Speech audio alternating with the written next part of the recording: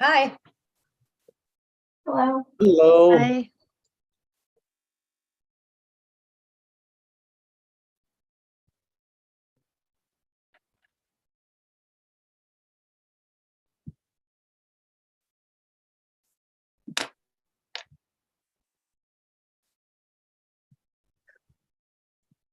Zoom has updated some of their settings and things are not in the same place. I don't know. How does that happen? Like within hours from your last meeting. It drives me crazy. And are we going to have a new member? Yes. It looks like it. Yeah. I know. It looks like it. Excellent.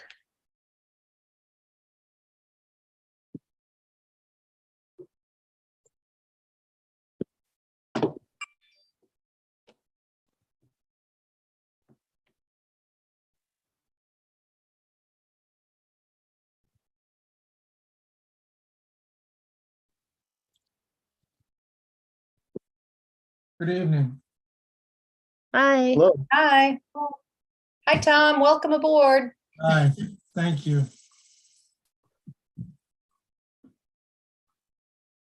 So, Erin, I haven't kept track. Are we expecting everybody tonight? I have not heard from everyone. Okay. So let's see. We have 1, 2. Now, Tom, and we can discuss this once we open the meeting as well, but Tom was not a member when the hearing opened. Right. So he wouldn't be able to be seated for that particular business. Right. And let's see, Bob was not here last month. Is that? I We think can't you hear you, muted. Bob. Your Muted. audio's not working. How about now? Yes. Yep. Perfect. Okay. Yeah, I was not here last meeting. Were you able to catch up on and familiarize yourself with what was missed? I did not do a site walk, but I went through all the documents, so it'd be kind of a judgment call. Yeah, well, you were on the site walk for Race Hill, so it's only Oh, Race Hill, specifically I thought about you were Race talking Hill. about Bayberry, I'm sorry. Barberry. Right. No. Barberry. Race Hill. Race Hill's the only thing that, well. that Yeah, we- I'm very familiar with the Race Hill. Okay, so we can just indicate that when we reopen the public hearing, and then it would be, yeah, we would have plenty. Anna, Kealoha, Lee, Martin, and Bob for that. So we're in good shape. Okay. Well, and we don't know if Joe's coming. I don't. He usually, Okay. let me make sure he's not in the audience. He's not. Okay. All right. Well, then we can start. So I'd like to open up our this meeting is being recorded in the Wetlands Agency meeting for November 7th, 2022. And I think first we need to welcome and seat or just welcome our new member, Tom Clancy, Thank you. like the novel writer. You've read my work. You get that all the time. You've read my work. And we don't have to do anything else. So he's all set. Is that right, Erin? Yeah, so Tom, we're happy to kind of give you, I know you were sworn in last week, and you're a regular member of the agency, is my understanding. You're replacing or you're filling John's vacancy, I believe. And so we can kind of meet offline of a meeting and kind of go over the regulations and what the process is if you're unfamiliar with the agency's role. So that's something that Kealoha and I are happy to kind of meet and introduce you to. And then as I indicated, we are in the process or in the middle of a public hearing that was continued from previous meetings. And so since you were not a member at the time of the hearing opening, you would not be able to participate in the public hearing process. But you are welcome to participate in any other discussions and actions that we have this evening.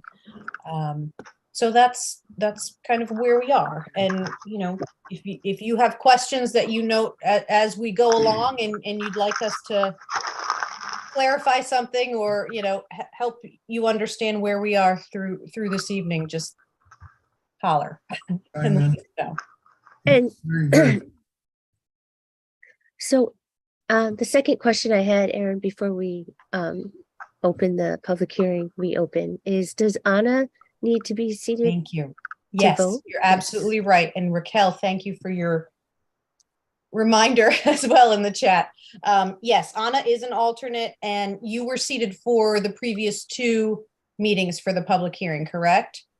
Okay, Yeah. so yes, and we do have vacancies, so she can be seated again for this evening. And is that just, we would like to see Yeah, you would just, Anna? yes, you would just seat her as the chair. Okay. Well, as a, No, I mean, you as the chair will. oh, seat her. okay. Yes, sorry. I guess she could be chair. Not yet, not It's gonna yet. be a long night. All right, great. So, Anna, I'm sorry, is it Loss, your last name, or Loss? I'd like to see Anna Loss as a voting participant for the, for, I guess, let me look at the application, for, application 22-36 Race Hill Road. All right, so we have Anna seated, we have our new member.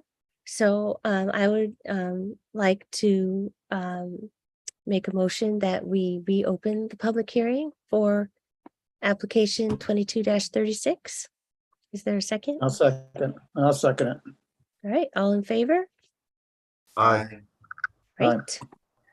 Okay, so, oh, great, you're getting Mike over and hopefully maybe Rich Schnarski. So where we left off is, as you probably saw from the minutes, we had some requests for the applicant's wetland soil scientist.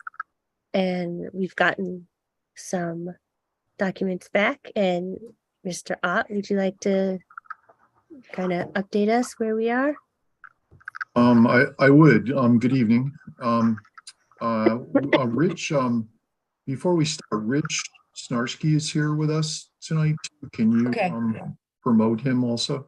Yes, I just wanted to make sure that was him as I had to use Rich. So we'll move Rich over so he can participate as well. That's great that he's here.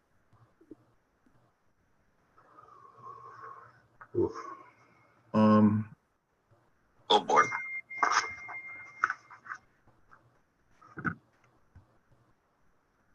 All right, bear with me 1 second, please. Sorry.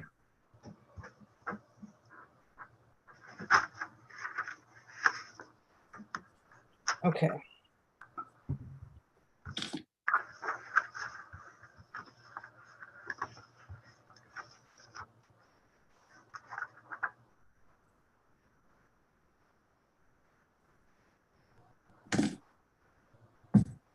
You did it. I can tell you did it. Now you just got to turn your video on.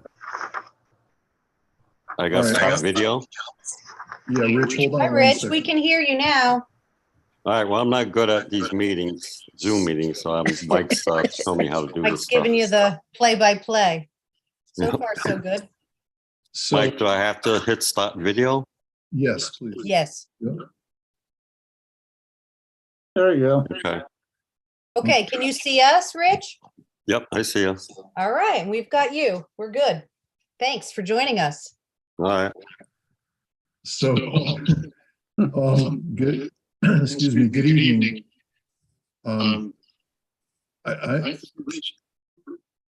Rich, I'm gonna hang up here for a second. Okay. Yeah. So Rich could not hear you, so I had him over my phone. Rich, can you hear the commission now? Rich, can you hear us? Hey Siri, call Mike up. No, he can't hear us. Calling Okay. my God. Home. All right, so here's what we might be able to do. Well, first, let me start properly. Good evening. For the record, I'm Mike Ott. I'm a licensed professional Hey, engineer Mike? there with Summerhill Civil Engineers. I think the agency, at the last meeting, I think the agency had finished, I think, asking questions about the culvert construction and the erosion and sediment controls, that kind of thing. Of course, if you have any more, I'll be glad to try to answer them. Since the last meeting, Rich has completed his report, and we submitted it, I think, last week at some point. And I think Aaron may have distributed it Mhm. to you, I think. So I'm going to, hopefully Hey this Siri, will call work. Mike up. Calling my God. Home. I'm gonna pick Rich up and I'm gonna try to disconnect so that we don't get an echo. Okay, thanks, Mike. Okay, let me give this a shot. I apologize.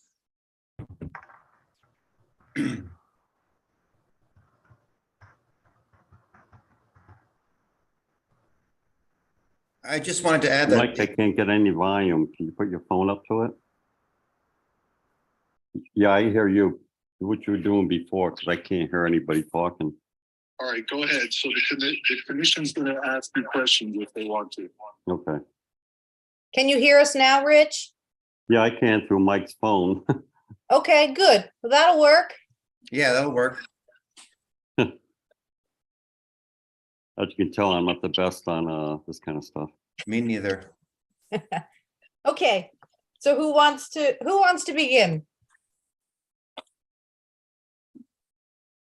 Excuse me. I think we would leave it to you guys. Sorry about the echo, but leave it to you guys. Okay, so I guess I'm unmuted, so I'll leave it, and maybe one of our agency members, maybe Kayloa or Martin, we had gone, and I'm happy to I actually have the email that recapped some of the previous information that was requested by the agency. Right, and I think it's in our minutes from the 3rd. So this had to do with answering questions about the significant activity, Yes. right? Yes, And specifically section 7.6 of the regulations.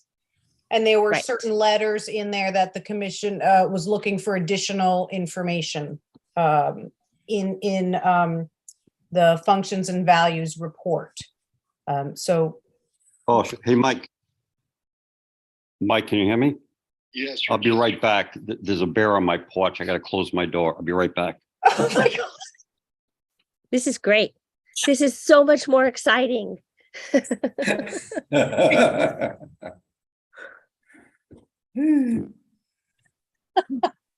is. She is awesome.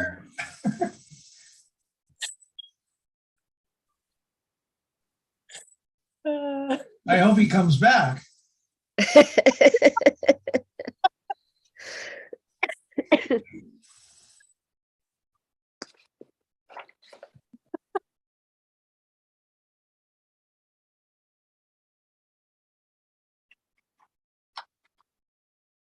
A few. Hey, Mike, good, I'm yay. back. Sorry. Okay, Rich. All right. Okay. So we're back to the functions and values and the environmental report, and trying to address what we'd asked in a couple hearings about section 7.6. Is that right? Yes. Okay. I was gonna say, I'll just start off by saying I took a look at the revised report, and I just want to say that we're appreciative of the revision and addition of the extra information that we had asked for. So thank you for going through that effort. It's definitely appreciated. Maybe it would be helpful to hear if any agency members feel that they have additional questions after reading through the revised report. with respect to the information that was requested initially? Yeah, I do actually, if I can. Okay. I think, I took a look at our regs, before the meeting, and I highlighted some stuff, and, we were looking at, section C, D, E, F, and G of our regulations, because we did deem it as significant activity, and we're looking for the additional documentation. And I took a good look at Rich's report, and I feel like he, described the ecological communities. He did, the biological evaluation as described in our regs. And he did describe how the application would change or diminish or enhance the ecological communities, and felt that there was no impact to those. And I'll skip over to G, where best management practices or other management measures would mitigate impact to the proposed activity. I think he described that well, especially with regard to the NDDB listed species, and some other recommendations in and around the construction area.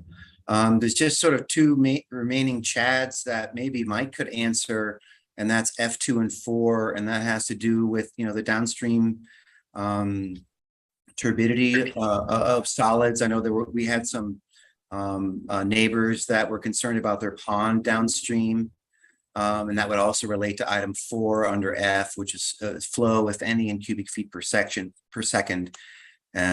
So if maybe Mike could talk a little bit about, control of turbidity during construction, and the post-construction condition, as well as any changes in flow through that area. I think that would pretty much wrap up the questions that the commission had with regard to significant activity and what our regulations require. I'm going to have to hang up on Rich. Okay. Otherwise, we're gonna have an echo here. Okay, so can the commission hear me now? Yes. Yes. So, with regard to changes in stream flow, I think in Rich's report, he actually comments on that. So the reason, and I'll tell you my opinion, we during construction, if you recall, we will construct one footing on one bank at a time, and the stream gets pushed to one side with a temporary sandbag cofferdam, so that there can always be continuous stream flow. So we do, we do one side, and then when that's finished, the cofferdam gets moved to the other side, and the stream gets pushed over in the opposite direction. So during construction, there shouldn't be any interruption in stream flow. The temporary diversion pipes are also put in place to ensure that during a rainfall event and flood flows that the water can pass. And post-construction, the culvert is, as you know, actually spans the stream and has been designed hydraulically to not interrupt the stream flow. So that was part of the hydraulic design of the culvert. Regarding turbidity, all I can really say is I think we have, the standards of practice for erosion and sediment controls and containment within the stream shown on the plans. The contractor, and in addition, dewatering. If you recall, the contractor, when he dewaters, he or she dewaters the excavation, they have to pump that dewatering wastewater in an upland area into a geotextile filter bag. There's details for all this on the plans, and those bags, if you've seen them in operation, they drain back down through, in this case, the forest floor litter, and back into the stream from an upland area. The turbidity curtain is in place to catch, coarse debris and sediment to a I can't tell you the exact size of the particle sizes that the turbidity curtain will stop, but it's a standard curtain that's used on all DOT and DOT funded projects, including the County Road Bridge that's under construction. I don't know if you've gone up and seen that one in place. It's last time I was up there, it was still in place. And I think there's one, I'm not positive. I think there's one at the Heatherwood culvert replacement project, although I'm not positive about that. That project has wrapped up, so as a Oh, side. Yeah, has it? could be. Has it? Okay. So We need to last see time it I haven't now. been up to County Road in 3 weeks probably, but there was one in place there for some time. So that's really all I can say is that I believe these are the standards of practice for controlling sediment from leaving the site and going downstream. Okay, as far as flow and cubic feet per second, I'm sure there's some calculation out there, but I think that in terms of the flow and adding, dare I use the word, an obstruction to the water course, during flood flow conditions, high water conditions. Have there been calculations done, and what's your opinion on if this structure, which will span the stream, and it looks like the footings are inside of the sort of existing stream banks, so those footings won't be impacting flow. If you can correct me if I'm wrong there. Yeah. And then with regard to say the 100-year flood, or a catastrophic type condition, I guess we can only hold you to the 100-year flood benchmark these days. But Hey Siri, voicemail. what does that look like in terms of your calculations and the design of this structure? Are we comfortable with high flow conditions and the presence of the essentially the bridge over the river? I am, and that's what I meant earlier, is that the culvert is a 20-foot span and almost a 6-foot rise, and it was chosen to be able to hydraulically pass the peak discharges through, or for all the design storms through the 100-year. So in the 100-year, as you can imagine, without the culvert there, the stream comes up out of its banks and it's flowing in the floodplain. And whenever you when you put an obstruction like this across the stream, you have to make sure that because you have an approach embankment on either side, if you know what I mean, perpendicular to the stream, you have to make sure that the waterway opening you've provided is wide enough and high enough, in enough waterway area to pass the 100-year discharge and not cause problems upstream. And that's how we sized it. That's why it's so large. I think you might remember from one of my initial presentations that the twin 48-inch circular concrete pipes about 150 feet upstream under Race Hill Road Or smaller? are inadequate. Yeah. Yeah. But they were done, those were put in years ago, and I don't know if any engineering was done when they were put in, or if they were just put in. So, but I did analyze them, and they cannot pass the 100-year flood. It's pretty clear, actually. So, but we did what you're supposed to do when you have a stream crossing of this magnitude. Excellent. Thanks so much. Yep. So Okay. if you have more questions for Rich, I'll call Rich back. Yeah. Are there any other questions regarding the environmental report and as relates to our specific questions on the significant impacts? I don't I have don't any. have any. Excuse me. Okay. So excellent. Do we have any other questions for Mike? No, thank you. Okay, we're still in a public hearing, so, I will offer to any of the attendees. It looks like we have 3. See, I'm getting good about this. If anybody wants to speak about this application, go ahead and raise your hand. Virtually. I don't see any raised, Madam Chair. Okay. All right.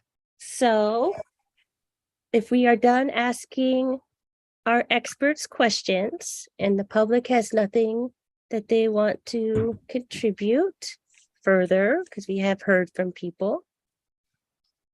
I think move we- we close the public hearing on Yes. 353 Second. Race Hill Road. Okay, we've had a motion and a second. All in favor? Raise your hand, Aye. say aye. Aye. All right. Public hearing is closed. Okay, so we have now had this public hearing open for several months. And I believe we are due to act upon this application. So given what we've heard tonight and the answers we've gotten, we can act on this. But Aaron, I wanted to see if you had draft or dueling draft or resolutions that we should use I in do. drafting a motion. I'm just pulling that up for you now. It just simply a revised version as a working draft for the agency to make findings this evening and to make edits as you feel may be appropriate. So I'll pull it up and we can go from there.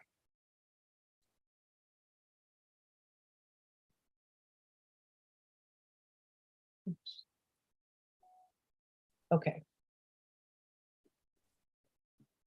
Can everyone see this here? Yes. Okay, Thank you. so this is mostly a recap from a previous staff report that came in September to the agency, indicating we had you voted on August 1st to deem the application for regulated activity as significant activity. The applicant has submitted the appropriate fee and evidence of certified mailings for the record. And just a reiteration of what is deemed a significant activity, which we've already gone over in the record, as well as section 7.6 and all of the information to consider, which is here below. So none of that is new. I do just want to move you forward. This is also all from our previous meeting on the record. Jumping you to I guess I've updated here just to add on. My previous memo only had one meeting for a public hearing. So most of my edits are just to incorporate the October 3rd meeting and this evening's November 7th meeting, and a revised wetland function and value report submitted by Rich Snarsky that's included in the record, and the agency's opportunity to ask additional questions this evening. And just a reminder that in the case of any application which receives a public hearing pursuant to a finding by the agency that the proposed activity may have a significant impact, a permit shall not be issued unless the agency finds on the basis of the record that a feasible and prudent alternative does not exist. And in making this finding, you need to consider facts and circumstances set forth, not fort, excuse me, in subsection 10.2 of your regulations, and that your findings and reasons should be stated on the record in writing. And so the draft resolution is similar to the initial draft resolution that I've provided the agency, stating just the facts of the record. The application was received by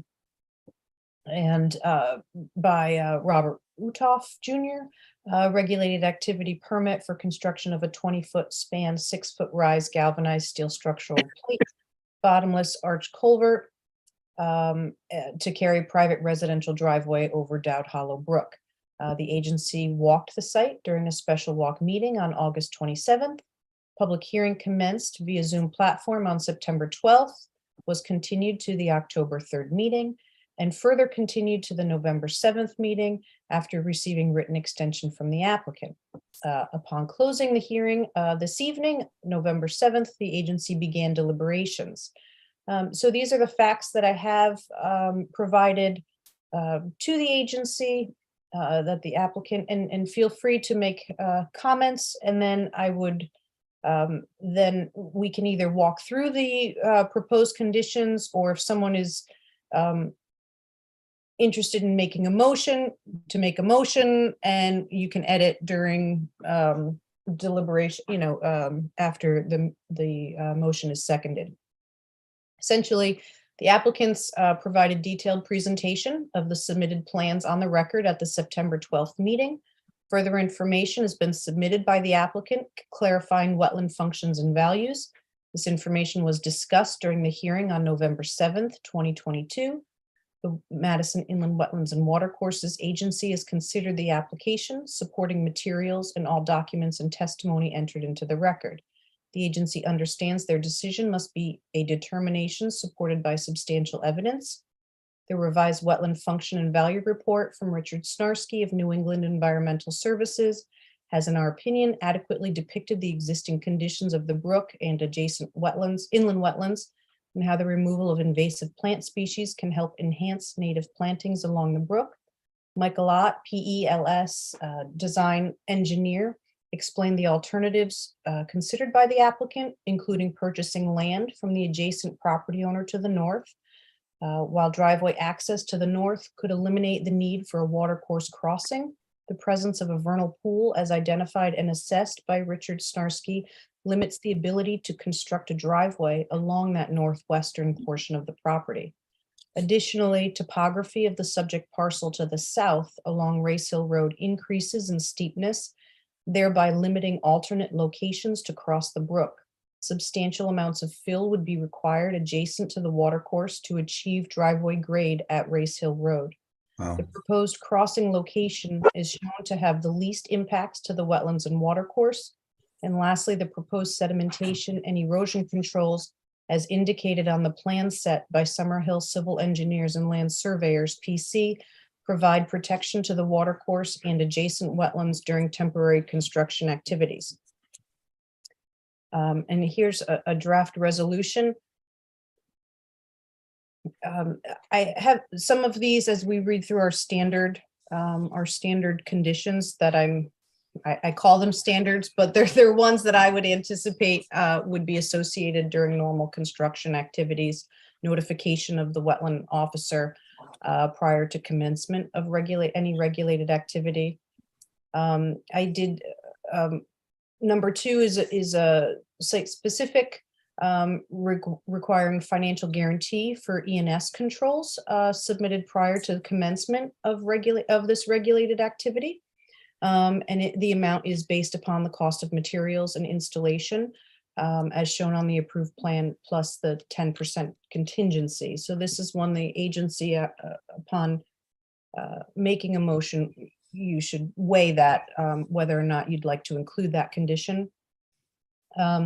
Another standard condition: at all times during site work and until soil areas are stabilized, the applicant shall install and maintain erosion and sedimentation control measures, such as fabric filter fence, staked hay bales, or other measures deemed necessary by the agency's agent to prevent erosion and sedimentation impacts to the wetlands and watercourses.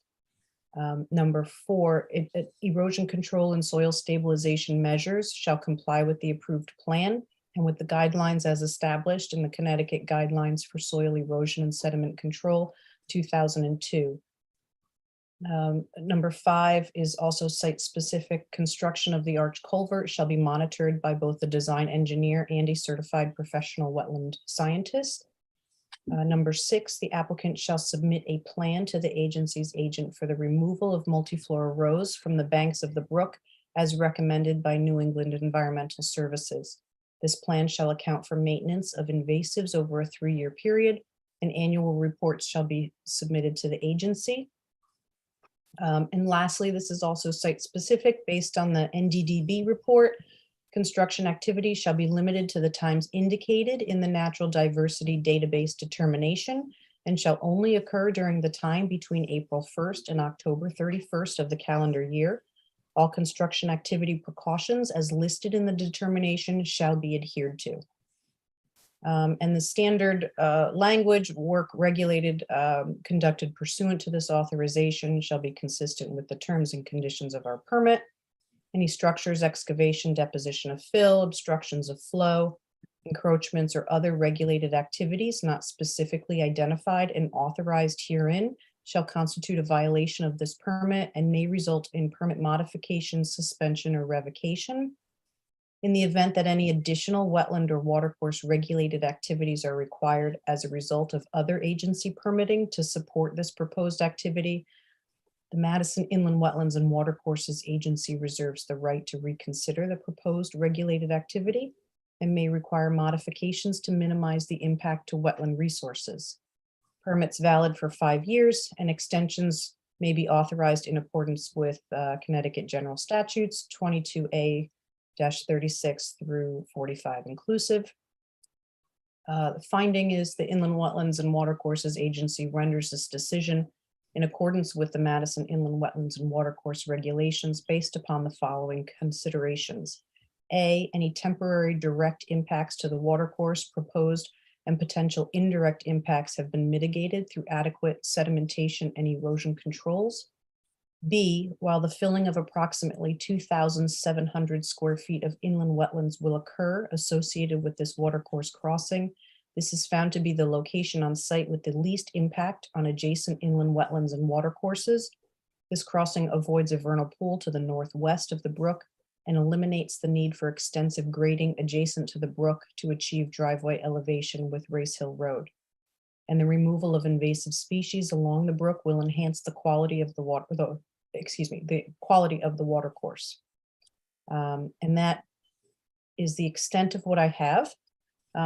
So I guess if anybody wanted to make a motion or add information to any of the findings or the proposed conditions, we're welcome to do so. And I encourage your feedback. Aaron, can you go back to resolution item 6? I just was taking some notes and I didn't quite catch it. Okay, yeah, the 3-year, that's just awesome. This is so well done. You had indicated an impact of 2,700 square feet to the wetlands. Yes. I thought that Mr. Snarski's report said 1,900, and I think we talked about this before with Michael. I may. And I just want to make sure we get that number right.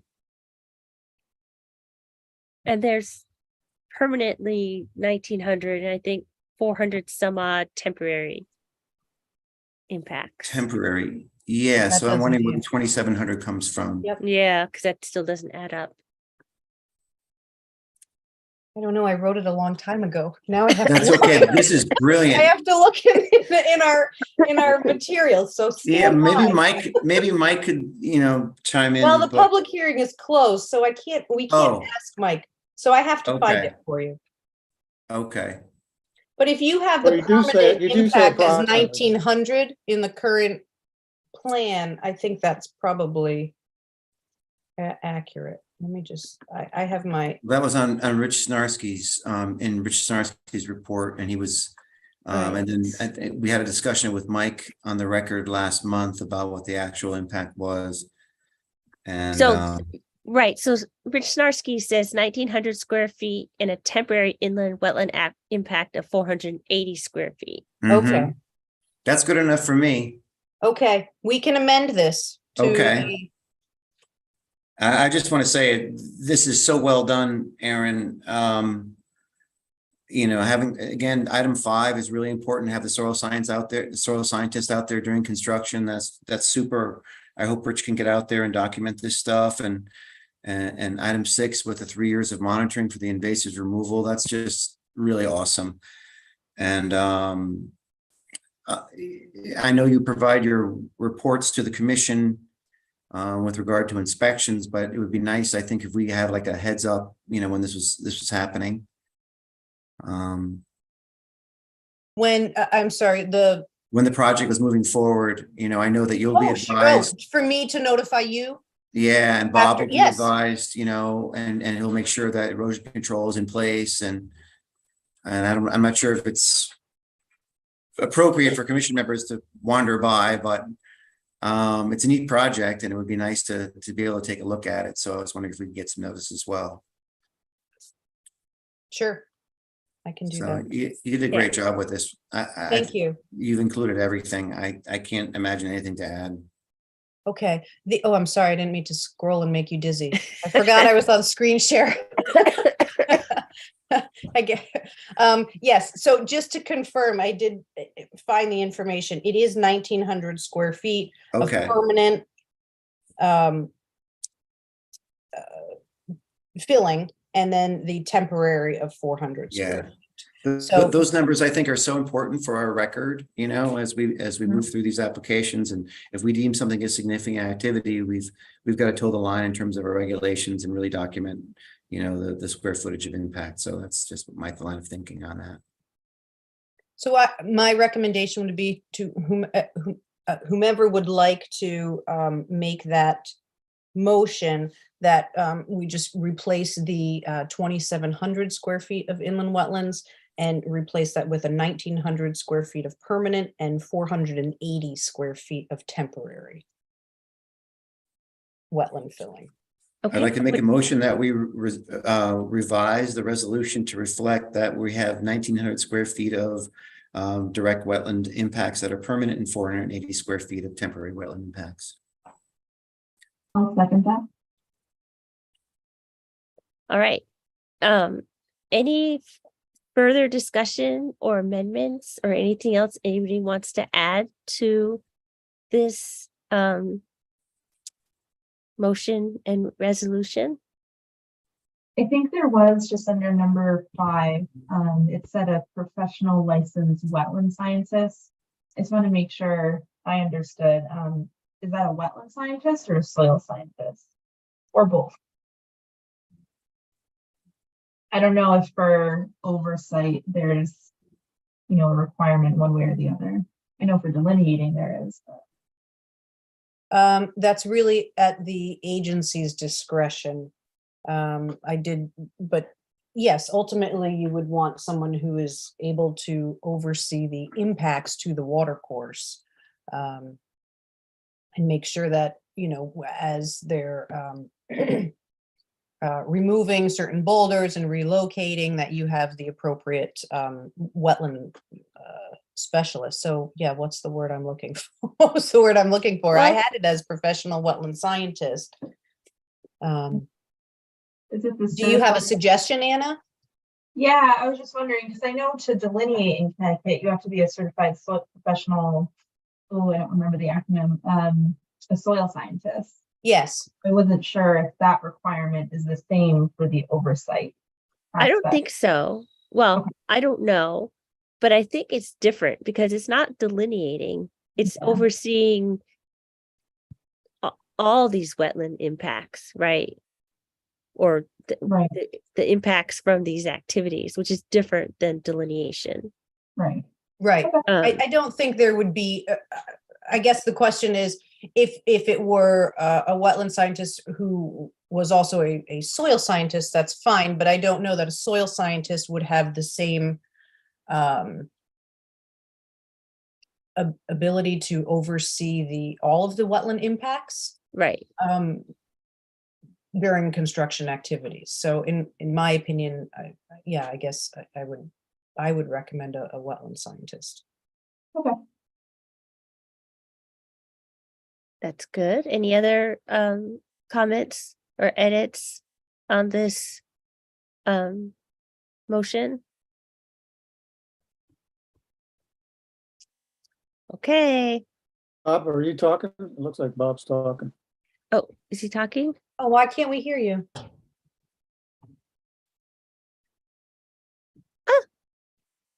Yes. Oh.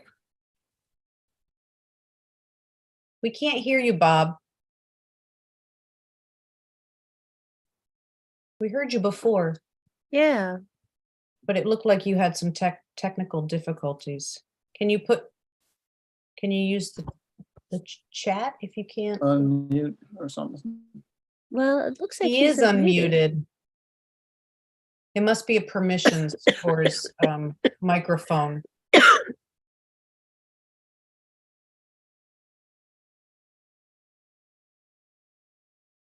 If you go next to the mute button, there's a little arrow. There should be, as far as your select a microphone. You may be on the wrong one, Bob.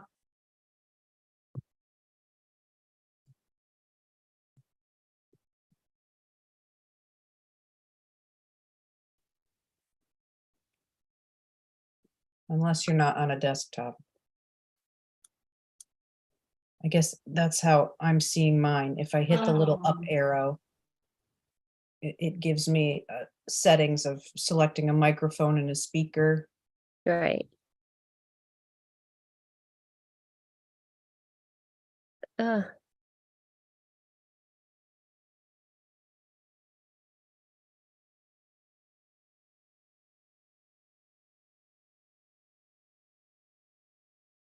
guess So, my other question, are you able to use the chat feature, Bob? Either that or maybe try to hop off and log back on.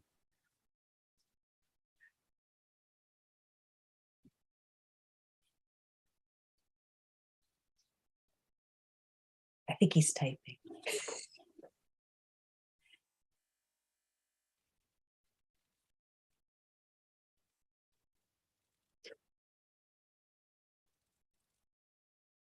I don't know, Mike, so close. He may have a bear. He may have a bear in his house.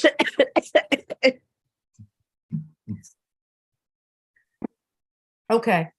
So Bob's question is the financial security, the financial guarantee, is that for a specific reason? And the question is that appropriate to this type of project? So oftentimes, and we have done this before in the past for other applications, the statutes allow the agency, not necessarily, they've changed over the years as far as being able to require performance bonds per se for the entire development of, or whatever the project is. And often commissions are now limited to only collecting or being able to bond for sedimentation and erosion controls.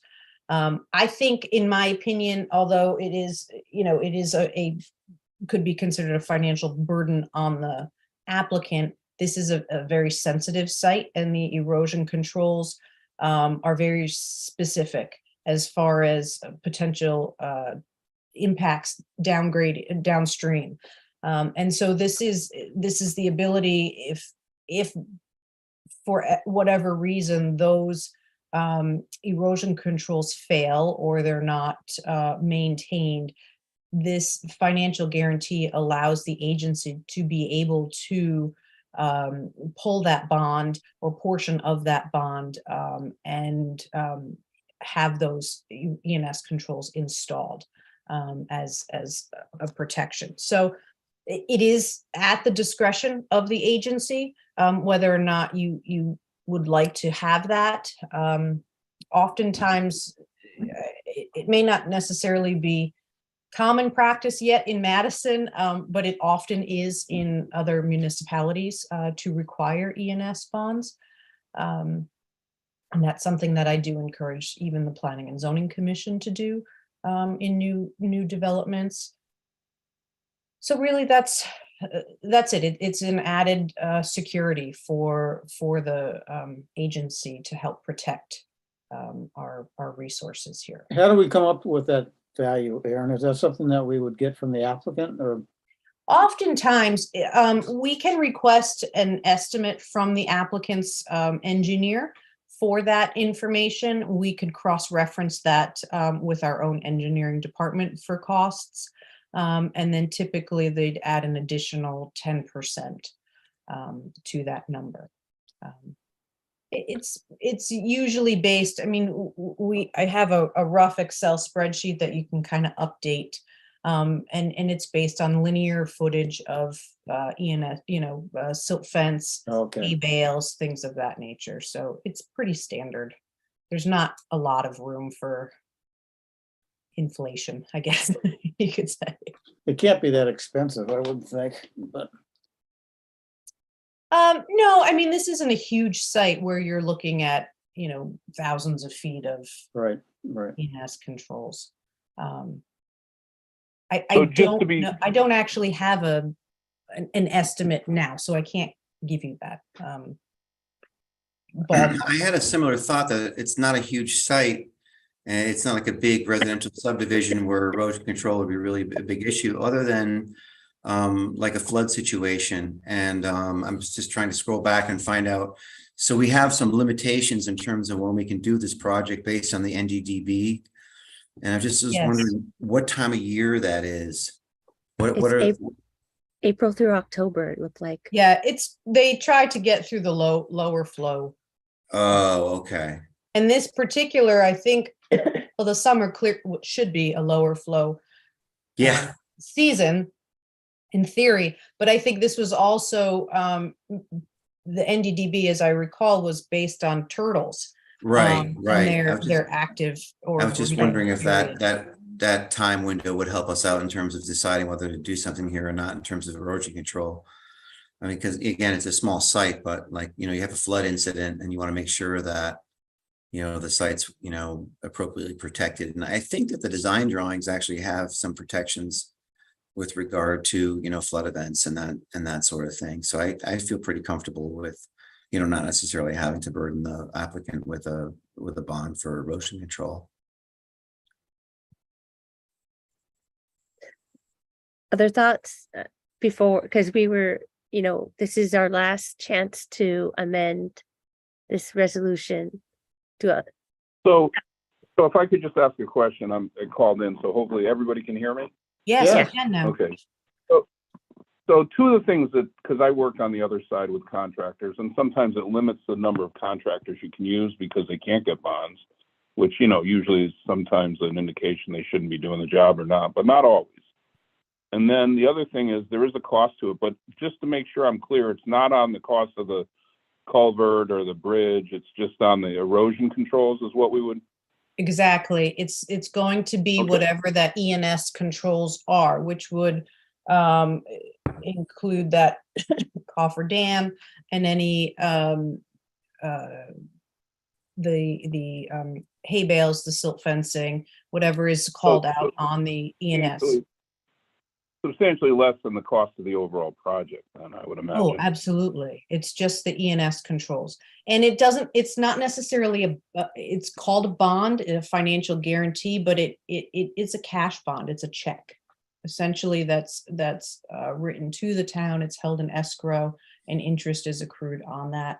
And once the site is stabilized, then that can be returned to the. And what are our recourse if we did not require the bond per se? We have the normal recourse of cease and desist or. It would be specific. enforcement. And you do Yeah. have, again, you do have the condition number 5 that construction activities will be monitored by the design engineer and the wetland scientist. So you do have that that protection as a condition as well, if you felt that was sufficient. And the other conditions requiring that ENS controls be maintained in accordance with both the design drawings and the state's guidelines for control. So it really is up to the agency if you'd like to have that extra. right. But it sounds like, Aaron, and I know we have done this, we've been, starting to do more of these types of bonds. But this does sound like in other municipalities, it is more standard. Is that the case than it has been in Madison? I have done it previously in other Okay. municipalities. Yes. Okay, so maybe not everywhere. I guess if it's Right, it may not be appropriate in all cases. In this particular activity, I put it in because it is a significant activity. It's Yes. within a water course, sensitive area. We do have the adjacent vernal pool that was of concern to the agency. But right. And so I Usually guess it is. what I would say is we have asked the applicant for a lot of information, and we've been very concerned about this site. it does have NDDB species. And I don't, it's this cash bond that will be returned as long as everything's okay. And it seems like for especially these projects that we've deemed significant, I don't feel like this is an unreasonable request. It's a big disturbance, and there could be, a flood or whatever, and hopefully nothing would go wrong. But I guess I would be in favor, and of course this is a vote, but I would just say on the flip side of what we've been saying, I don't, I would be in favor in this case of having it and keeping it in our motion. But I agree, just because we it's a can significant decide. impact, significant disturbance, setting that precedence. I guess that's what I'm thinking ahead to, is that we, as we have these, we've had some of these over the last year or so, and it'd be good to kind of be standardized in our response, especially with significant activities where we've had multiple public hearings and there's a lot of attention on this, and it is a significant activity. I think when we watch, and Mike has warned us, it's going to be big when we go out and see it. So I think, this kind of extra layer of protection is okay. I agree with that line of thinking. I think you're absolutely right. Are we gonna have a challenge though in that defining what's included in the erosion and sediment controls? Because frankly, the cofferdam in my view wouldn't be part of erosion controls. That's more of a part of construction. And I don't know whether we need to be clear on that, or do we leave it up to Aaron's discretion on what's included in the financial guarantee, or what we can include in the financial guarantee? Because it sounds like there's some limitations on what we can control, right? Include, Aaron, is what you're saying, I think. So the civil drawings do have ENS control call outs, a sheet on that. And so it would be those details and that plan that is called out. And I'm just looking back at the plan here to see. Oops, I passed it, but there is That could be the answer to the question. I haven't looked Yep. at the plans lately. there is a sheet with erosion and sediment control notes. So it's essentially all of those aspects that are called out Well, as protection. if it's clear, during construction.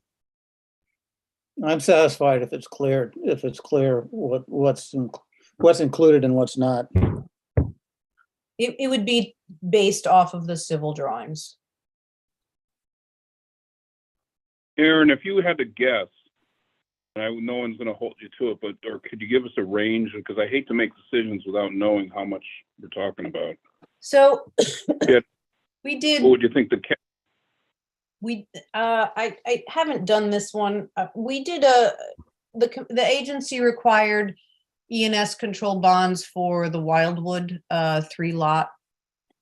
I feel like that was just under $10,000. Okay. The cost of their ENS controls. And that was a fair, I mean, that was a lot. That was a lot. That's They had a a lot. big disturbance. Yeah. But it was based off, and I probably have it somewhere, but it was based off of their engineer's calculation based on the linear footage of their. It included an anti-tracking pad, silt fencing, hay bales, and I think that was the extent of theirs.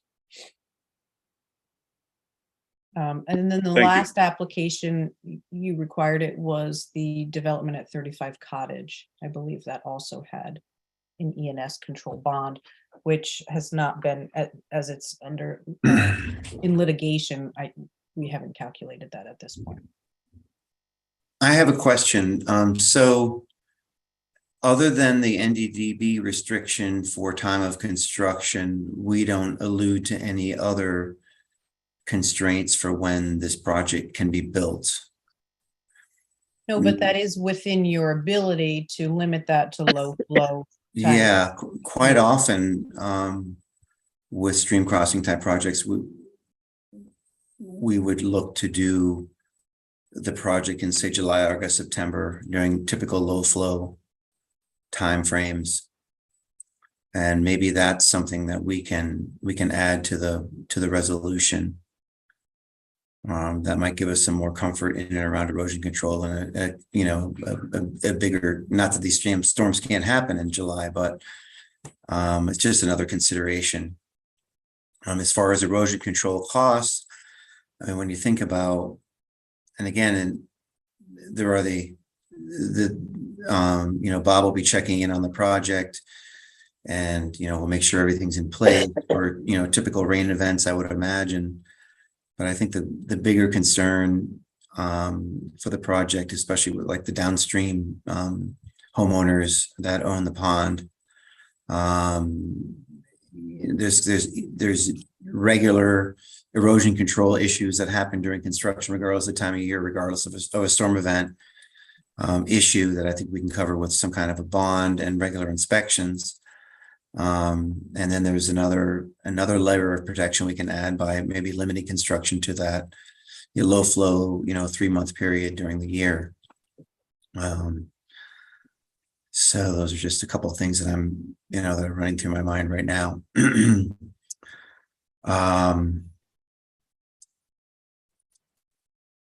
So, go ahead. No, I was just gonna go on about, the upstream culvert is undersized relative to our project. So if there's some catastrophic flood event, it's going to come, over the road and around, and there's not much, it's going to be catastrophic, or, however you look at it. And so hopefully if we shoot for a low flow event time of year, that should, curb a lot of concern. And the other thing is that certainly we've deemed it a significant activity.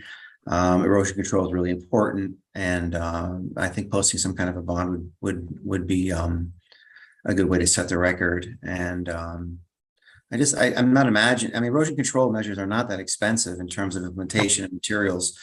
So a project like this, I can't imagine something like more than $10,000 would be required. That's all. That's what I've been thinking. Okay, so it sounds like well, let's finish up with the financial part, and then I want to tackle Martin's second thing on timing. Are we comfortable keeping in the financial part? So we've had a motion, we've had a second, we're discussing what we want to how we want to edit this resolution. Do we want to keep in the financial stuff, the bond on E&S? Are people comfortable with that? Because I say yes. I say okay. yes. All right. Nodding. Bob, are you okay with that? Yes, I'm okay with it. Okay. And Anna, all right. Okay. So we'll keep in the bond. And now, Martin, you've suggested maybe restricting to June, not June. So July, August, September, which is still within the range, of course, of the NDDB. And I don't know if that constrains Mike and the applicant at all. I mean, if I were doing that project, that's when I would want to do it, because you don't want to mess around with having a lot of water, I would imagine. Right. So, I think logically, you're right, Kayla, that this will occur during the summer months. I think my only comment on the time periods is I think the recommendation for the low flow is if it's unconfined stream work, this is that, meaning if they didn't use cofferdams as part of this project, that's when it would be recommended to do during the low flow period. If you are confined, I don't believe that the state places that limitation unless there's the NDDB recommendation with that.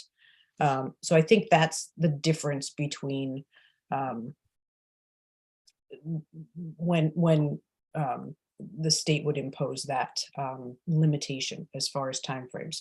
That can still absolutely be a recommendation, but I just wanted to make that distinction between the the confined versus the unconfined. Okay. So Mike, I guess the question. Wait, can I Well, ask we him a can't ask question? Mike I any was like, wait, questions. no, I can't ask him. No, forget it. All right. 2 months, 3 months? No.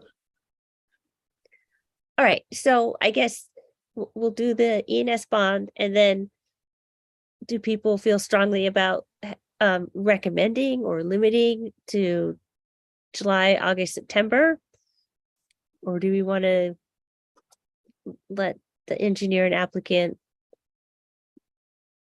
judge that for themselves within this, because they're still limited to April to October? Go ahead, Lee. I vote for the latter. I'd like to, I'd rather give them more flexibility, particularly with all the controls that they have and how well it's been thought out, how the construction was going to go. Yeah, and I Okay. wasn't aware of those conditions that Aaron just mentioned with the state and confined and unconfined conditions. That makes sense to me. So I'm comfortable with that as well. Okay. Okay. Everybody else comfortable with just the April to October restriction for the endangered species? Yep. Okay, so we've had our motion and our second. We edited the amount of disturbance. We have the ENS bonding in. We have the April to October already in. People comfortable voting? Yes? Okay, Yes. ready? All in favor of this motion? Raise your hand, say aye. I Yes. All opposed? Okay. Oh, wait, are you opposed, Bob? Oh, that was a belated eye. Oh, okay. I was like, oh no. Okay. Got that far. All right. All right, Mr. Okay. Ott. And Thank you. Raquel, I will send you that revised motion as a Word document, so you can insert that into our minutes. Okay. Well, we'll have to come watch your big bridge. Thank you very much. So now that the public hearing's closed, just so the commission or the agency knows, those in-stream work guidelines are in Connecticut DEP's stream crossing guidelines. I'll send it to Aaron. I was just gonna say, tell them I'm gonna send you the information so that we have it Cool. and start collecting our database of useful information here for us Yeah. if we get another crossing. Yeah. Okay. Well, All right, You don't thank get you. too many. Thanks, No. Mike. All right, Thank thank you you. guys. I really appreciate it. And I'm glad Rich and the bear are okay. Or Rich is okay. yeah, At least. Oh my gosh. that was very Thank- exciting. Thanks to Only- Rich for coming Only as well. Rich. I will. I'll thank him. Thanks very Yeah. much. That was great. Bye. Good night. Good night. Good night. Bye. Okay. Well, probably no bears anymore for the evening. We'll have to see. I'm on my porch, so I have hopes. They say they're coming around more. I It's know, low but I've got acorn season, I think, is what I read. yeah. I've got a dog though, so she'll keep him I away. keep my honey jar in the pantry. Yeah, okay. All right, Okay. so now for our regular meeting, we have not very much. We have 22-42, 353 Boston Post Road. So Yes. we had our site walk, and now we are need to vote, I guess, on our third party specialists to assess the application and then get findings for us. Right. So at your meeting of, what meeting was it? The third, right? October 3rd. Yeah, let me maybe? pull this up. It was earlier than this. I'm on the Mm. application. Hold on. From the previous application? For 353. Okay, so at Right, your meeting From their of- first.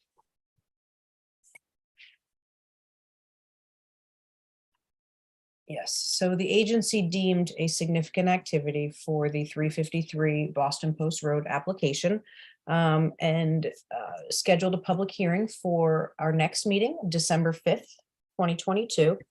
And also requested that We have third-party consultant for both engineering and wetland scientist, soil scientist professionals. So I sent out, and on the town's website through the link in our agenda, it will go directly to the application materials. And on there, under this application, there is a folder called third-party consultants. And within that folder, we have 2 additional folders. One that has all of the documentation for our request for proposals. And then the second folder includes responses. And I did send that link to the agency so that you could have a chance to read through. We did have several responses, 4 total, I should say.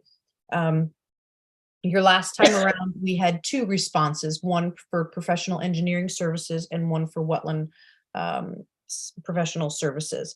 And those respondents also responded to this round of proposals, and we have 1 additional engineering firm and wetland consulting firm. So for under our engineering, we have Codaspoti and Associates, who have come back in with their professional experience and references and resumes. And also we received a proposal from Westcott and Mapes. Mark Davis sent that in.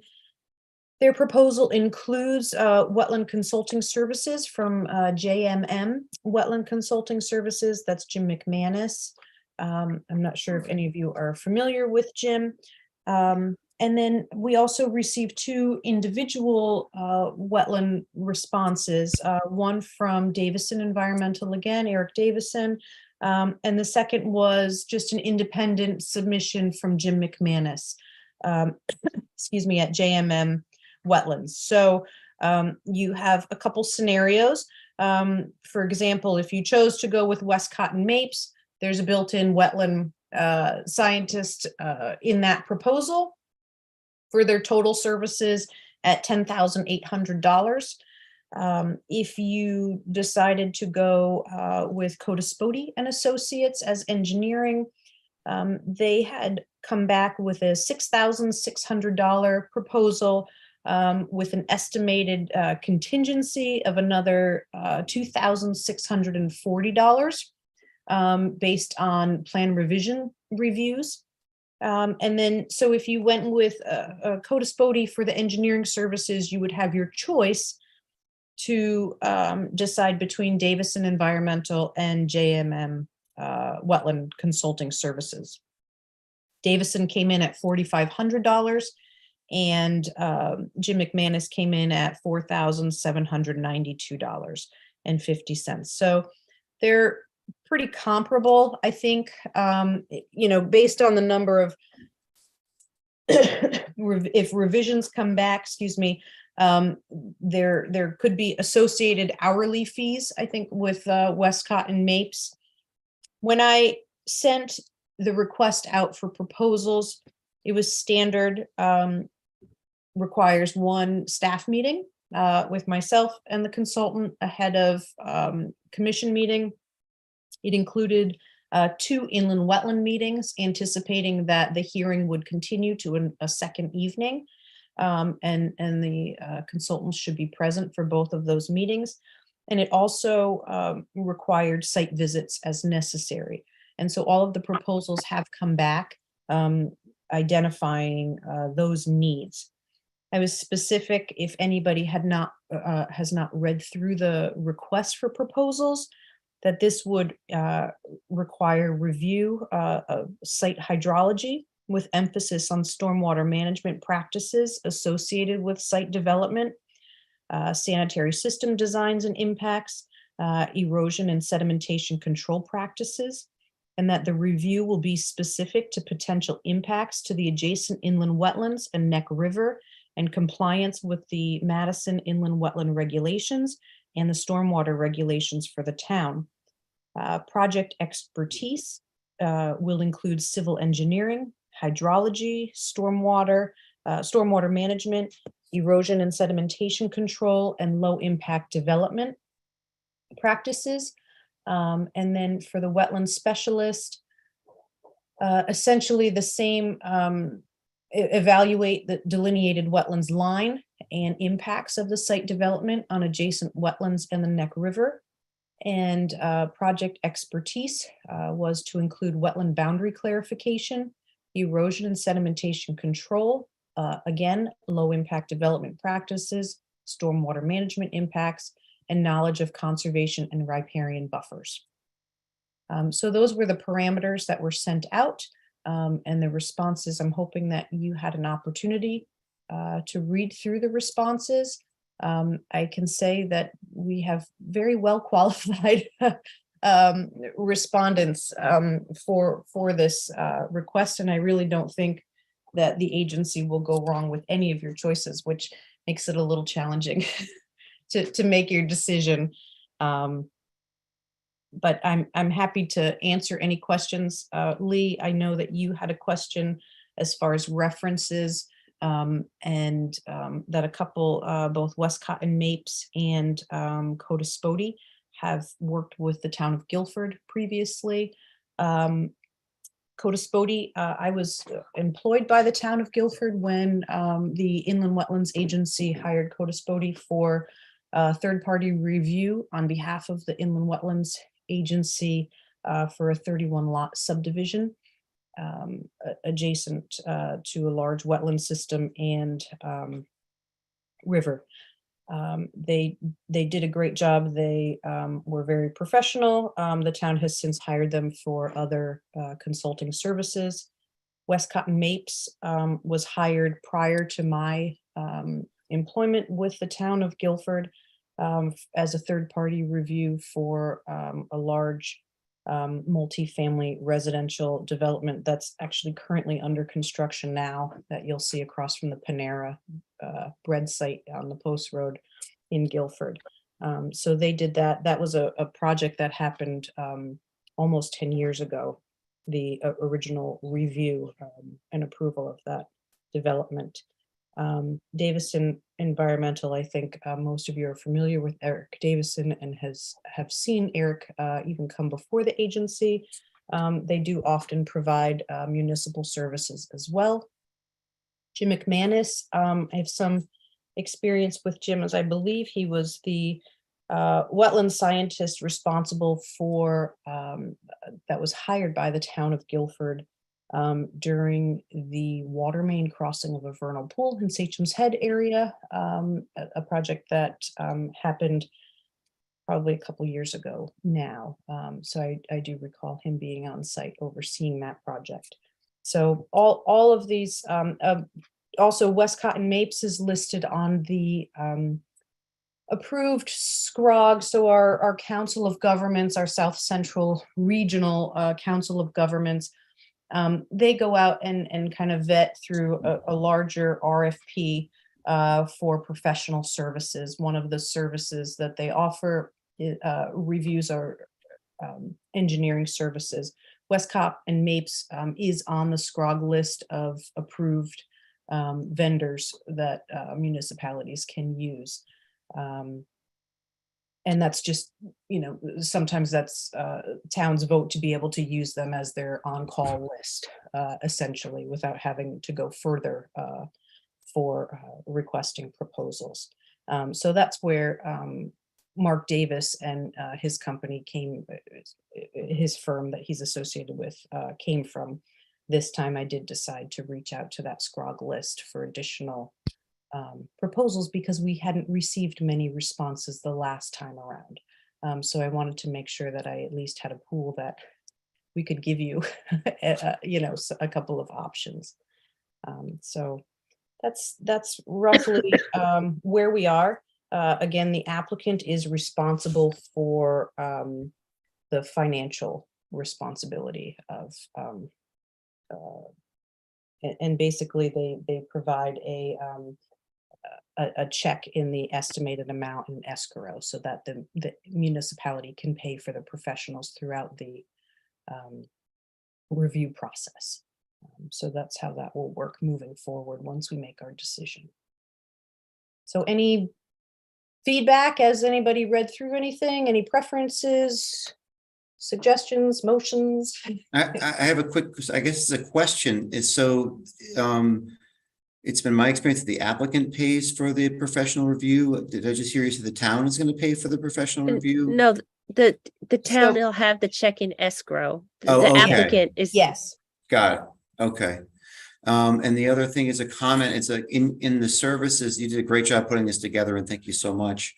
I didn't hear in the wetland services any review of biological communities. Like wetland, say, vernal pools and or potential sensitive biological receptors associated with the project. We were talking about LID, which is wonderful. You mentioned LID and under both categories, which is awesome. And wetland delineation, confirmation of the delineation line, erosion control. But the biological communities along the Neck River, I didn't hear that was part of the scope that the consultants might provide. And I'm just wondering if you think that was included and I missed it, or if it's something we should include. So you're right. It wasn't spelled out specifically in the in the paragraph that I just kind of summarized for you, aside from evaluating impacts of the site development on adjacent wetlands and Neck River.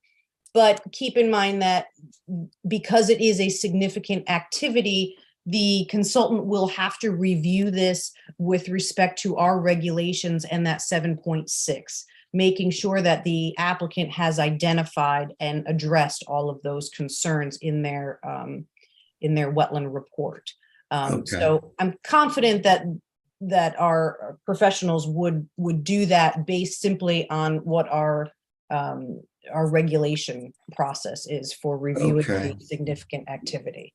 Yeah, based on my familiarity with the consultants in terms of the wetlands, it's my opinion that Eric Davidson would be excellent in evaluating the wetland delineation and the biological communities associated with the site. I mean, they both look great on paper. I don't know. I mean, obviously I've interacted with Davidson Environmental. I don't think I've interacted with the other ones. So I think I'm neutral and will be interested to hear what other people have to say.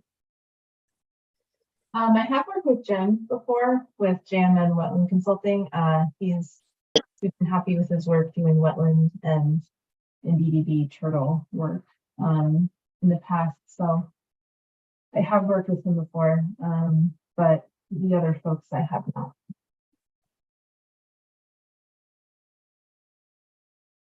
Yeah, they all look good to me, and I don't remember. I'm sure I've met Eric, but I don't remember him, to be perfectly honest. But I would lean towards somebody we know if we do know Eric, since they're so equal otherwise. I guess my other question was Codis and Bodie, were they the ones that responded to the first go around? Did I understand that correctly? That's correct, Lee. Bob Weway is the engineer who responded, and Eric Davison also responded in the first time around. So Westcott and Napes, that was in response to you reaching out to get other additional proposals. Is that my understanding? Yes, that's correct. They were not contacted the first time around. The first time around, I believe I reached out to SLR, who was unable to, they didn't have, the availability to, and I thought there was another one. Who was the other one? I have to look back. That's okay. That's okay. But the first one was in response to you reaching out rather than a public advertisement for it, I guess. Yes. Right. These Okay. were emails. I sent three. I sent the request to three engineers this time around and three wetland consultants. Good. Okay. I did not hear back from. I did not hear a response from SLR Consulting this time around, but I did hear from the other two. And then for Wetlands, I sent to Eric Davison. I sent to Bill Kenny as well. And then Jim McManus. So those were the 3. So this time around, we heard back from 2 out of the 3 on each.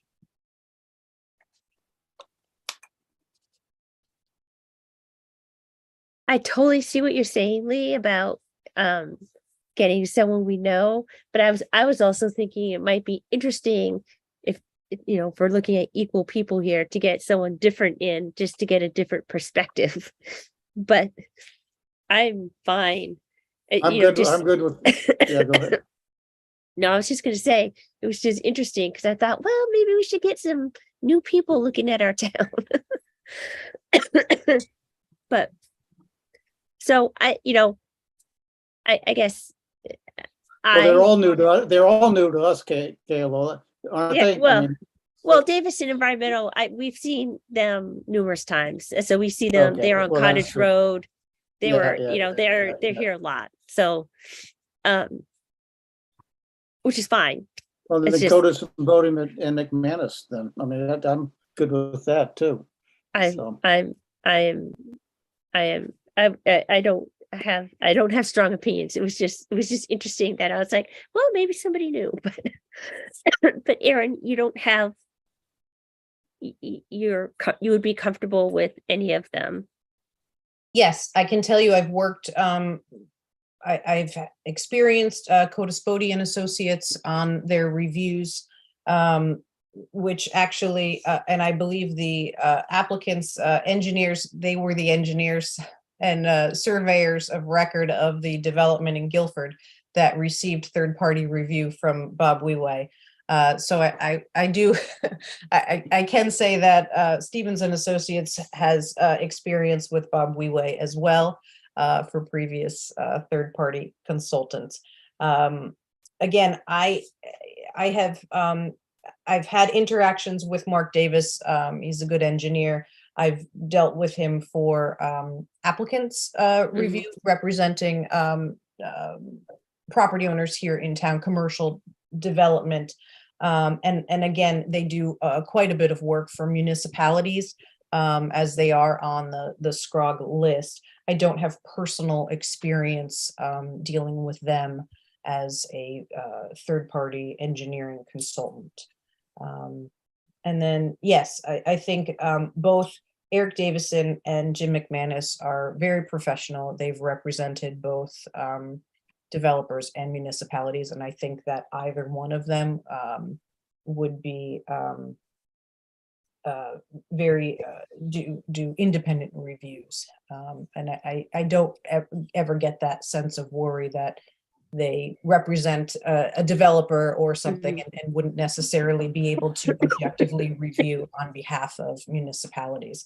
I think they're both well respected in their field. So I would be comfortable with either of them, to be honest. But I understand where you're coming from too. It was just, Kayla. Yeah, it was just like new people. right. And sometimes that's a nice thing to see, because you do often, and developers or particular attorneys or civil engineers, they tend to stick to the same professionals unless branching out. So it could be an opportunity to meet and work with new people.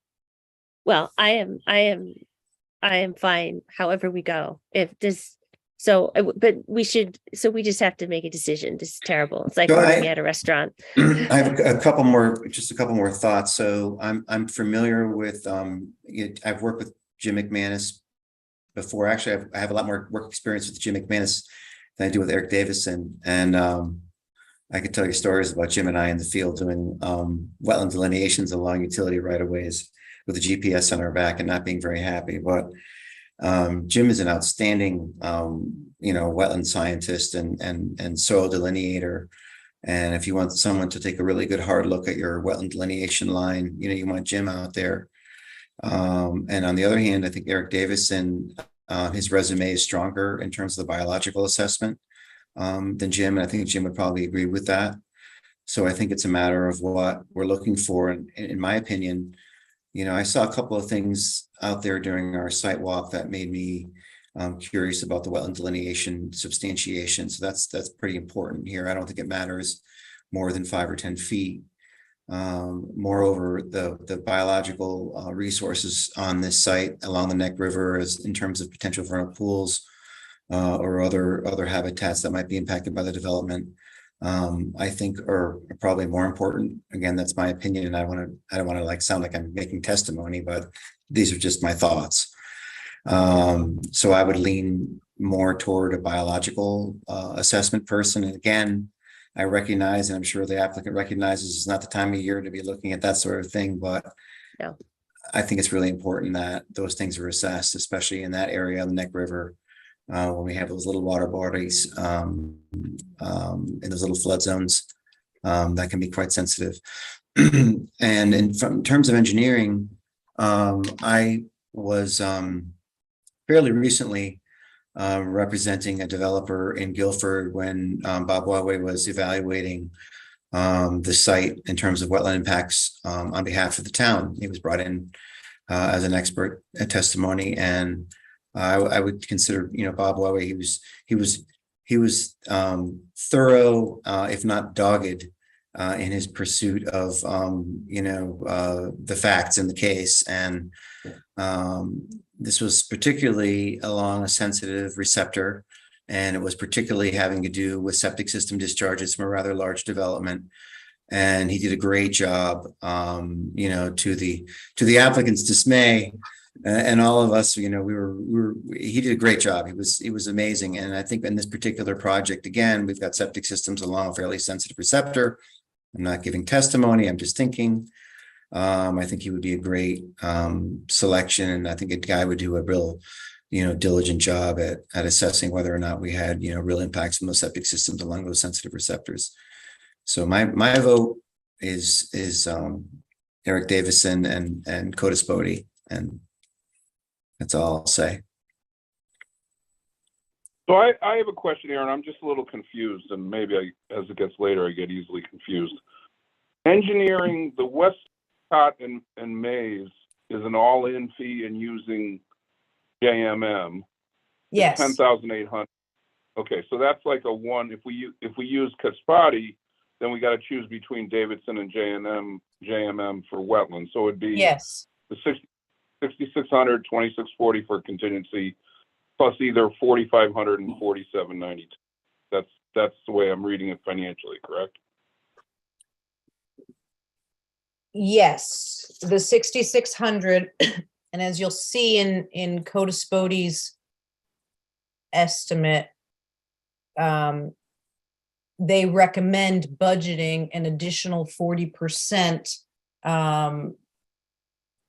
based on their previous experience in responding to revised materials beyond the initial submitted documents. So that would, yes, that would bring them to $9,240.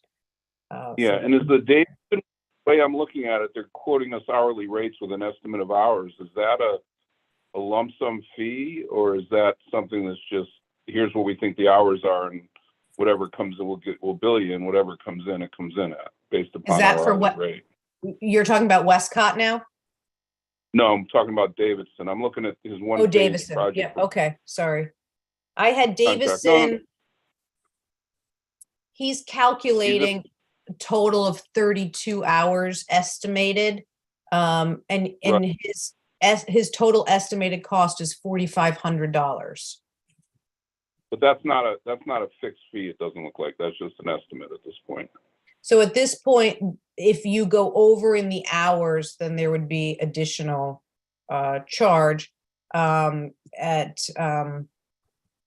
for a day rate, it's 130 hours, $130 per hour for daytime extra hours. And if it went over in night meetings, for example, they're estimating 10 hours in night evening meetings. And if those hearings continued on, there can be additional expense at the $150 per hour per night.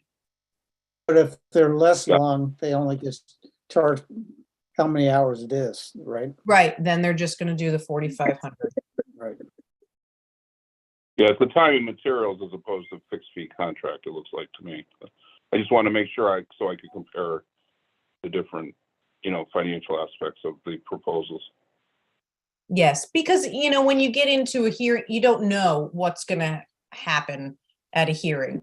For example, you can have an intervener, you can have additional reviews that need to take place.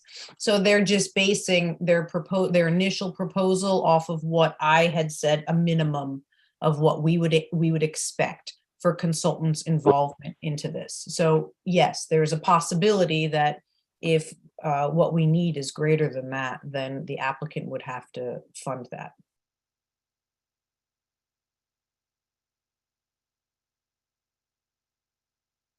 Okay.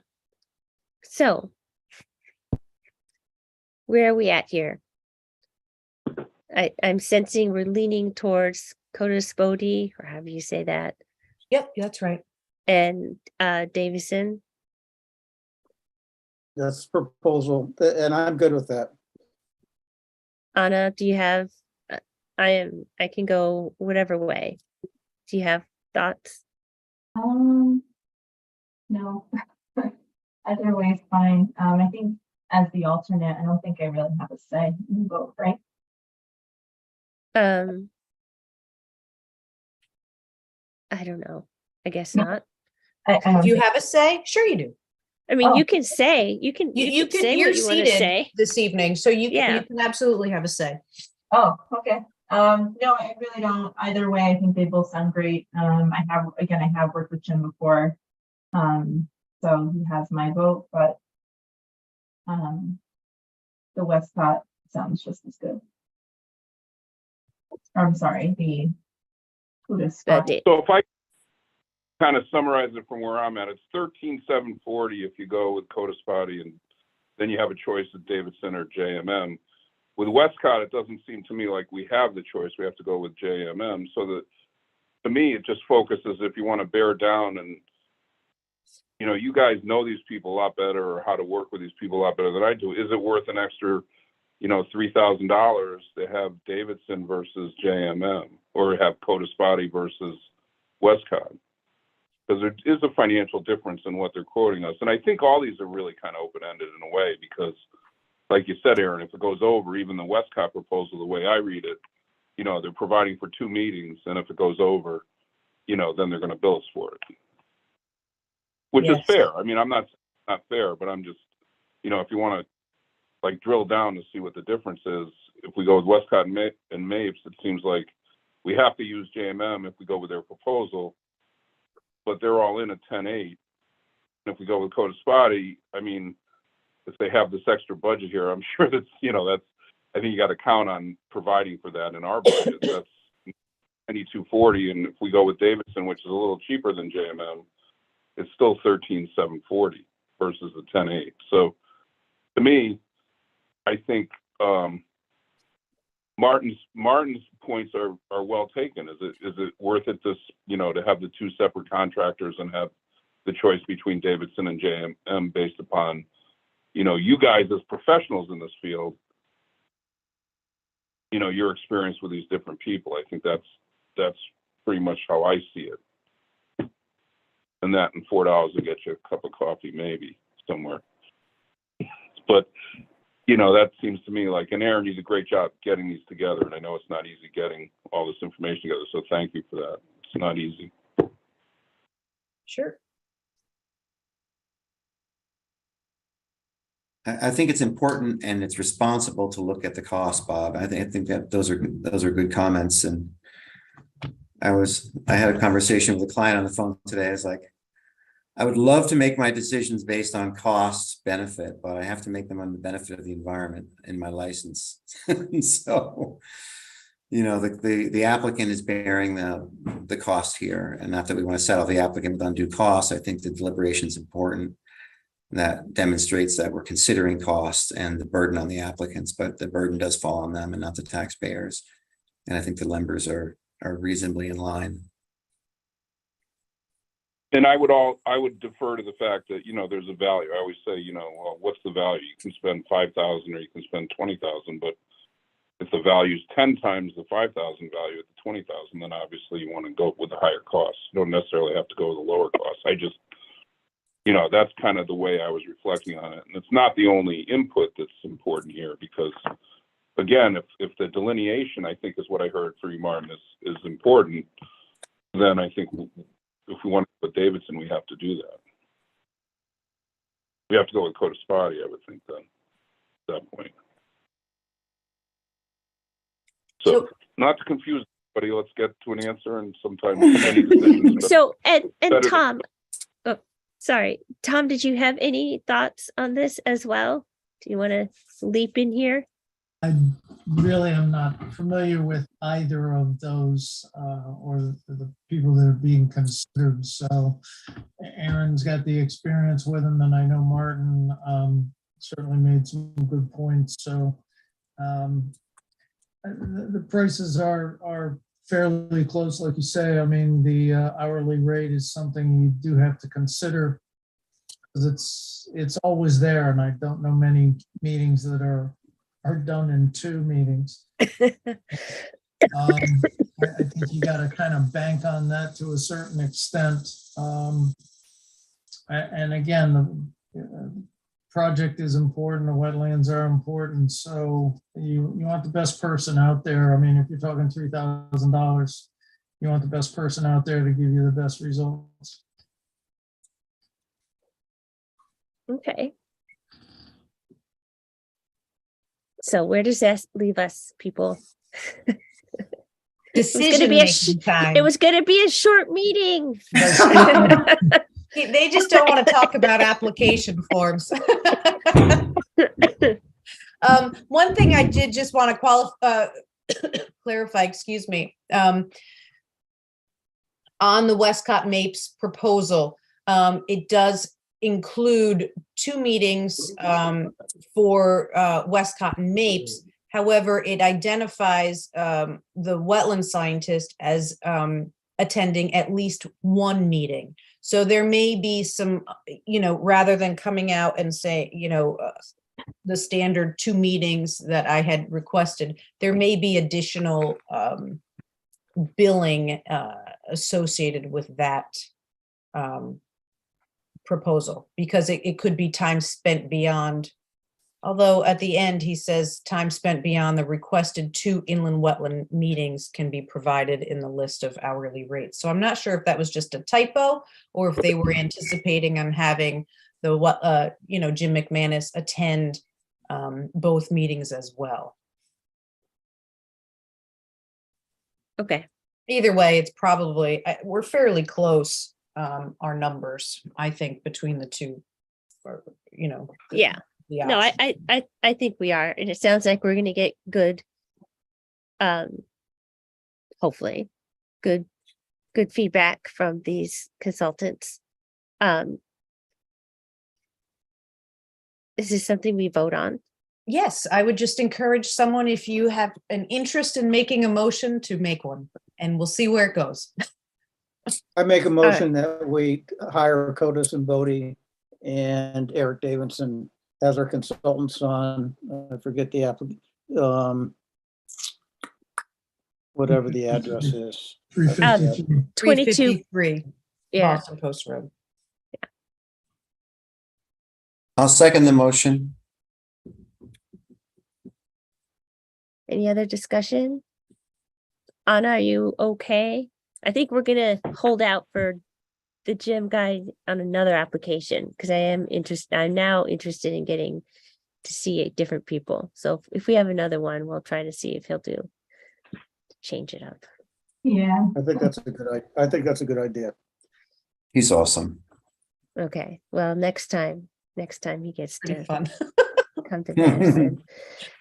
Okay. Well, all in favor, unless there's any other comments. I have one Okay. comment. I hope you feel better. Oh, thank you. Yeah, that's a good thank you. All right. All right, all in favor of Aye. Codaspelli and Davison. Okay. All right, so we have our third-party consultants. Excellent. Great. I will notify them tomorrow and get them started. So that they'll be ready ahead of your public hearing on December 5th.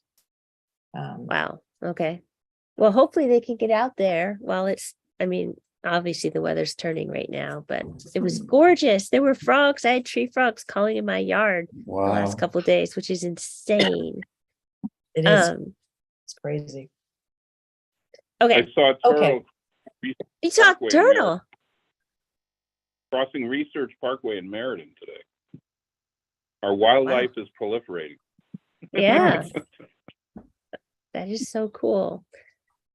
Okay, section 13, 22-43, 73 Sylvan Road. This looked like it was a house and a pool and a septic Yes. system in the upland review And I area. think the closest limit of disturbance is roughly 90 feet. Okay. From the wetland or water course. So that, and all the ENS controls were shown on the plan, and Okay. conditions mimic the conditions of note that the agency approvals do. Notification of staff that, 48 hours prior, the requirement to maintain ENS controls for the duration of the project until staff says they can be removed. And that any changes are subject to review. So I was comfortable doing that as an agent approval rather than an unregulated activity. Okay. All right. Well, discussion. We have review of other inland wetland application forms and requirements. Okay, so I don't have, what Maria and I have been doing is gathering information from other municipalities and drafting a revised application form for the agency to review. Okay. And I've, just trying to streamline so it's easier to read, easier for applicants to fill out, and also that we're capturing the necessary information that we need at the time of application. So I have some examples from other municipalities as well, where some are basically tiering their application forms dependent on the type of application, a level 1, which could be the agent approval. The level 2, the intermediate, is the your standard applications that come before you. And then one that is considered a significant activity application form. So we use this this format when I worked for the city of Norwalk. And their senior environmental officer, who I worked with, is still there currently, and encourage, as we do, meetings, pre-application meetings with staff, with the property owner developer, to better guide them what type of application this would be considered.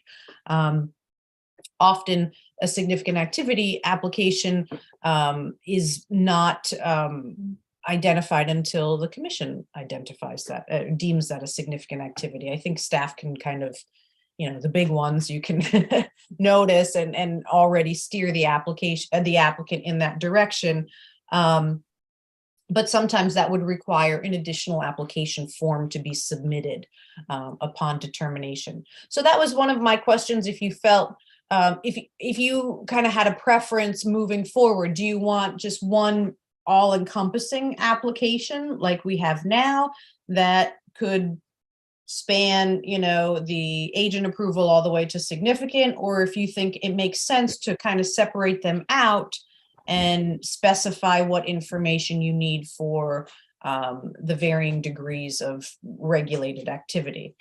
I think there's some standard language and standard information that we're going to require moving forward with all of them. For example, wetland report or delineation, that basic information that's required. And then depending on what the activity is, the additional information to be submitted. So that's kind of where I am. And if you, right now I have a one form, but part of me kind of likes this separating them out. And so I wanted to get your feedback. If you thought that was something worth drafting, I'll kind of pull the information out and give you the options of the three-tiered permit application. I could give you both examples if you'd like for, and I think what I'll do is just send them out to you so that you have time, and then we can have a real, discussion at the next meeting. Well, depending on how long our hearing is. Well, Oh, yeah. we may just get feedback through emails or phone calls, depending on how long that goes. Any thoughts or? I Go ahead. well, I think it would be interesting to see both. The I pool agree part, with that. Yeah, that's okay. not a hassle. It would be interesting to compare them and just, I think that I get what you're saying, but it'd be easier to kind of visualize it by seeing them and thinking about it. And see what they look like. Sorry, there's a copter going by. So I'd be in favor of seeing both. Okay, yeah. Yeah, I Is agree. everyone agreeable? Good. Yeah. Aaron, do we have this is a little bit off point, but is relevant to the ease of filling them out. Do we have the capabilities of making these fillable PDFs, or do they still have to be done manually? No, You we know how can like make some them, banks, we can convert them to a fillable PDF. And then furthermore, I'd like to even get them online where we can start accepting digital applications, and then also requiring a paper submission. But that way, if we get to a point where we can require or have applications made through our permit software, those application documents become permanent record, and that helps us down the road where we don't have to have microfiching and those additional, or the physical storage of paper, Right. which we're kind of buried in paper right now, just meeting the Right. state's requirements for the official record. yeah, last, because we were supposed to be totally paperless as an industry like 10 years ago, and no one's actually getting there, but we're getting closer. Yeah. But yeah. Well, there's I use the also, point of if they were PDF fillable, because, it takes away the potential the handwriting mistakes and, misreading people's, I agree.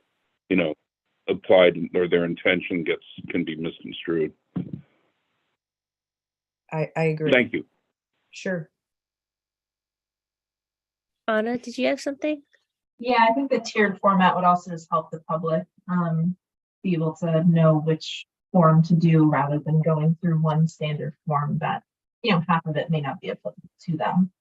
So it might decrease frustration on the public's end as well. Okay. Well, yeah, so that'd be great, Erin, if you can send some examples out and we can have some bedtime reading, a morning reading, I'll put you right to sleep. maybe with a cup of coffee in the morning. That's great. Thank you. I will. And hopefully we'll get our documents and our process to be clear upfront with what the agency wants, so that it's easier for you and for everybody going through the land use process. Yeah. And then once we establish these goals, then we can update our website to reflect all of that so that anybody coming in can see just what we need to do. Right. No, that'd be great. Okay, good. Well, thanks. So not to keep you too much longer, we can No, hop to minutes so unless somebody have else had anything minutes. to share. Yeah. Really quick.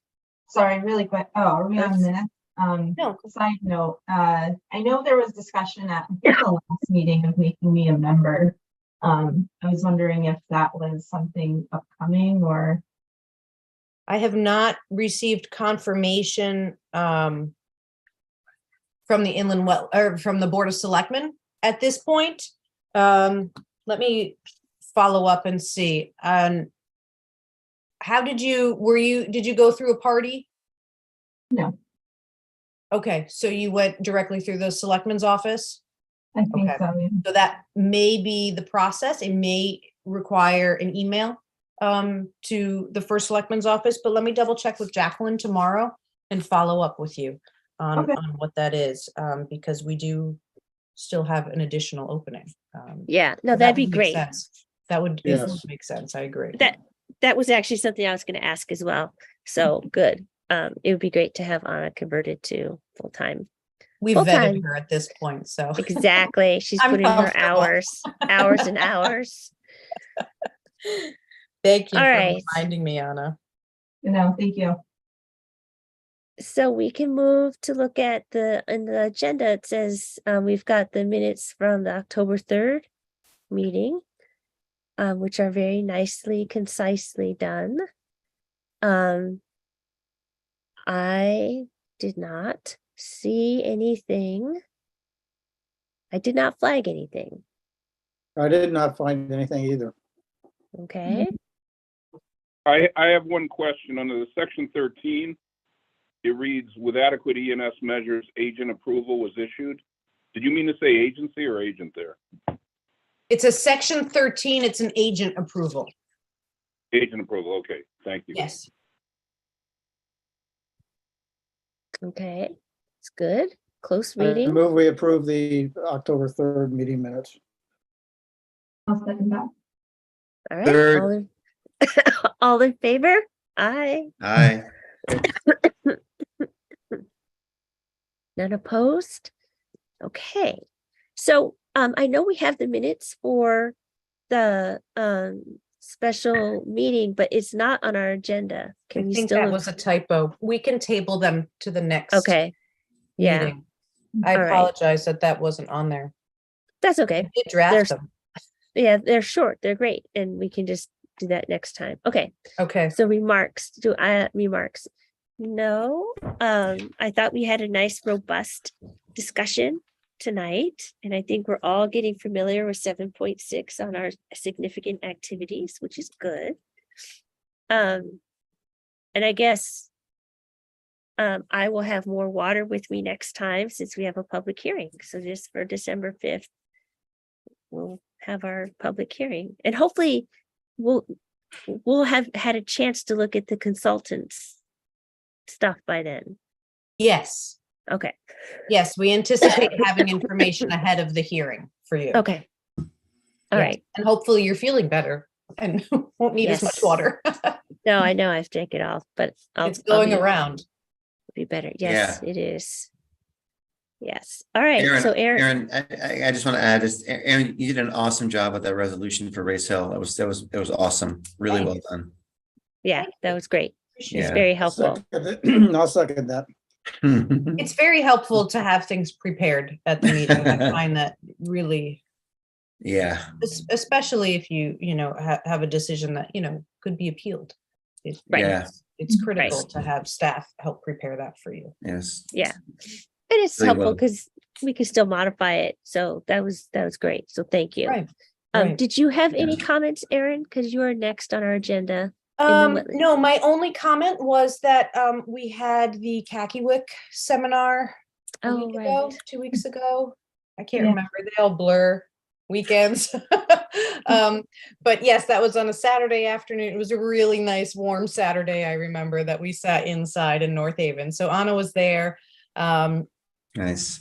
And we went through, I went through the legal update and some of the processes and just discussion between attorneys, land use attorneys about things that have worked in the 50 years of the wetlands regulations of this the wetlands law and things that they recommend could potentially be changed.